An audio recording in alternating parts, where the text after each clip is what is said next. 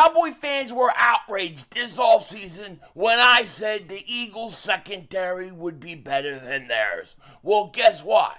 There is no question. The Eagles secondary is better.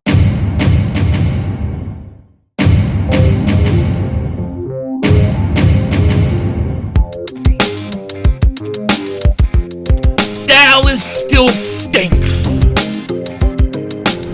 Yo, by the way, Dingbat here, and the Eagles defense came out versus the Saints and was absolutely awesome. And especially the secondary.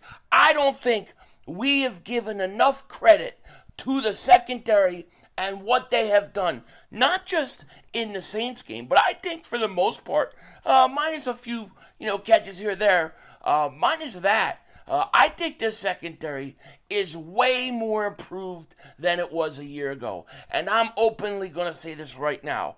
I was wrong. I was wrong about Reed Blankenship. I have to eat that. And I have to eat that crow because I said I thought he was a problem in pass coverage. Well, guess what? He is the highest graded safety in coverage this season. So I was wrong. I have to say, Reed Blankenship has been an amazing surprise on his play, especially in pass coverage. And this is one of the reasons why this secondary is so much improved. I mean, you're in a situation where you have literally Isaiah Rodgers on the bench and he can't get on the field. He can't see it. All right? You have Slay, who I thought has been, there's been a few things, but I think Slay has done a pretty good job for the most part this year. And I think if you look at Quinyon Mitchell, he's a stud. He's going to be a stud. Literally, guy should have 3 interceptions this year. He should have had a pick 6 versus the Saints. And eventually, he's going to start catching those. But I like his attitude. I like the way he plays. And we've got to give a lot of credit to this secondary because they have been way better than they were a year ago. And I really think that this team is only going to get better. And I think C.J. Gardner-Johnson brings a swagger that this team really did not have last year. But when you look at us and where we are secondary-wise, the only question, the only worry I really have is that slot and Avonte Maddox. But at some point, you'll get, I do think you will see Cooper DeJean in the slot and starting. I think it's just a matter of time. The question is can Isaiah Rodgers ever go into the slot, or do they put Quinyon Mitchell in the slot to get Rodgers on the field? See, here's the thing. I don't think Rodgers will play the side Slay's on, because if you notice in that Saints game, when Slay came out of the game, it was Ringo that went in. And I wonder if he can't play that side, so he's really stuck to the side that Quinyon Mitchell's playing. But regardless, this secondary was really, really good, and they deserve a lot of credit. I mean, I said this in the offseason. I said by the end of the year, I think the Eagles secondary will be better than the Dallas Cowboys because they have young guys, they have talented guys. It's not taking that long. They're already there. They're already there. I mean, if you look, if we look at the box score of the Eagles-Saints game, and if you look at what the Eagles did, I mean, listen, Chris Olave is a good receiver. He had 6 catches, 86 yards. All right, he got his yards. There's no doubt about it. But if you look at Rashid Shaheed, he had 0 catches, 0 yards. They blanked him. They flat out blanked him. And you saw the damage I think really isn't getting enough credit. And there are a few other guys besides the secondary and Reed Blankenship who, like I said, has been an all-pro, one of the best safeties in the league, no doubt about it. And he's only going to get better. I'm glad to see it. I really am. But there are a few other guys I think that deserve credit that are not really getting maybe their just due. Another guy is, in my opinion, Brandon Graham. I mean, Brandon Graham got more snaps because Huff and Puff ain't showing up. And he went out there and he made the most of it. And what I really like to see is when they put Brandon Graham like on a passing down, they'll put him inside. I love when they do that because he can be a good pass rusher from the inside. And if really this defensive line can just get going, they could just not, and I don't mean the interior. I specifically am talking about the edge rushers. Do you realize that we still have 0 snaps? And you got to wonder what Howie's going to do. Is he going to get together with Jeffrey Lurie? They're going to calculate the calculations of the cornbread and then come up with some sort of trade?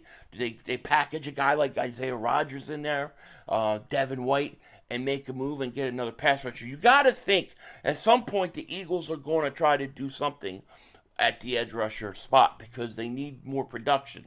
But Brandon Graham, he was great, and he was a big impact and one of the big reasons we won. Him being able to come in and the fact that he has stuff left. And I think we need to acknowledge that. And I think Zach Baun, I mean, people are really praising him. He's been off to a great start. You got to just resign this guy now. Don't wait until he gets to the end of the year and he gets big money. Sign him right now. He's a player, man. I just think he's a player. He is what he is. The Saints had him, and they really they missed their boat. They missed the boat with him. They did not see what they had, and now he's with the Eagles, and he fits perfectly. So we got to make sure he's not here just 1 year. Okay, I want this guy signed, get an extension done as soon as possible. This defense, I'm really happy with where it is, and they're coming along way faster than I thought. And why? Even though you don't have sacks from your edge rushers, even though you're not getting that, you're getting pressure from Jalen Carter, and Jordan Davis has been really good as well. And I think this defense goes as those defensive tackles go this year. And they now got to start putting back-to-back games together. It's his defense. Everybody knows it. He's the guy going to make the calls. He's going to do what he wants to do on defense. And maybe that's just why the defense seems to be grooving maybe a little faster than the offense, surprisingly, because the offense sputtered out. Well, actually, I wouldn't say sputtered out, but they really didn't get it going. I mean, so far, if you look at the offense this year, they're up and down, right? They go through these phases where they look great, like $1 million, and then they look like they can't do anything. They look a lot like last year, and then they look like great again. Then they look like last year, and it's like back and forth, and it's in sequences. It's like you could have one series where they go 3 and out. The next series, they're on the field for 7 minutes. It never seems like it's one bad play, then a good play, then a bad play. It seems like it's 3, 4 bad plays, and then 7, 8 good plays, And really, the issue and what you have to wonder right now is what's going on with the play calling. Is the fact that you have apparently collaborative effort on the offense. Is that a problem? Is that messing things up? Is that not allowing this team to get into a rhythm? Because you're having to go from this guy's play calling to this guy's play calling. It's funny to me, it just is, that we started the season with, hey, Nick, he's not calling the plays. He's not involved in the offense. He is sitting back. He's a coach. He'll make the decision, kick a field goal, go for it on 4th down. But all the play calling is Kellen Moore. We went from that to, well, it's a collaborative effort. They talk about things, but ultimately it's Kellen Moore. Now we got Nick Sirianni admitting and saying that he will overtake the play calling here and there. And there it is. There it is, okay? I knew my eyes weren't like going bad on me. I mean, yeah, I probably have bad eyes, but they weren't going that bad. I know what I was looking at. I could tell when it was Nick stuff, and you could tell when it's Kellen Moore stuff. You can tell. And now Nick is basically saying that at times he'll overtake it. Like the 4th and 1 going for it, late in the game. Or you remember the fake push-tush where they run the ball. I think that was against Atlanta. I mean, it's just, was it Atlanta? I can't remember. It's all missed opportunities, and they blend in together. But What we need to see on offense is we need Kellen Moore to call the plays. He needs to be the guy. You have to have one guy who's going to call the plays. I don't mind talking about stuff, talking things over, but ultimately it's got to be his decision. And we've gone from it's all Kellen Moore to it's a collaborative effort to now Nick will take the play calling over here and there. And sooner or later we're going to hear, oh, Nick calls half the plays. Oh, it's 50-50. And that's what I'm worried about. I think we found out the reason why the offense has not maybe been as good as we would like it to be, or maybe better yet, they haven't been as consistent as we would like. And that's because you have too many voices, too many people speaking.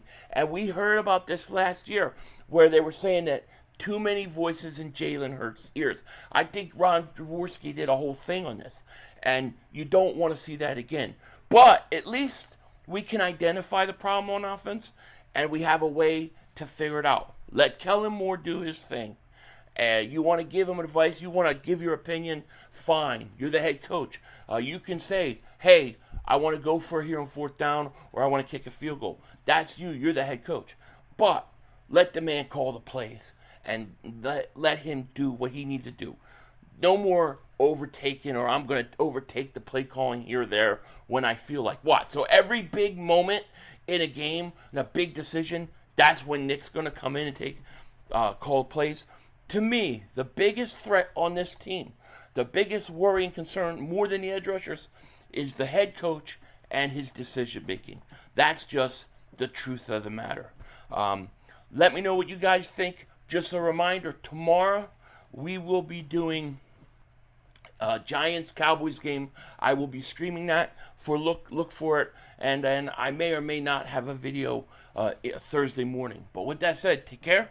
Talk to you later. Of course, don't be a dingbat. Remember, it's Howie vision, baby, not Nick Sirianni vision, and we're all just living in it.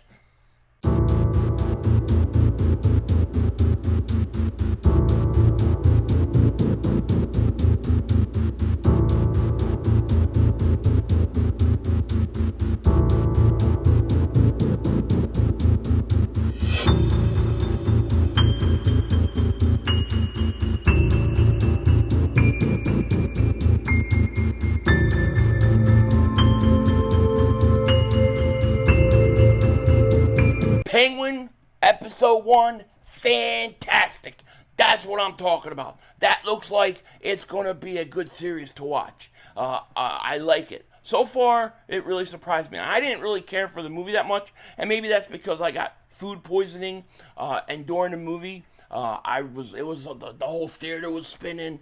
It was so hard for me to even focus on the movie. I had to go to the bathroom, and I was puking my guts out. It was just nasty, and I don't know if I didn't like that Batman movie because of that, or I just didn't like the movie. I didn't mind the detective thing and that whole angle. That was all cool with me, but I just think that getting sick ruined the experience. But I'm telling you, the Penguin, if you haven't watched it, definitely check it out. Episode 1 was really good, and I think it's going to be a fantastic series. And Colin Farrell was absolutely fantastic. I can't even believe that's him. It's crazy. But it looks like it's going to be a really good show. So if you haven't checked it out, definitely do. Denzel Washington out.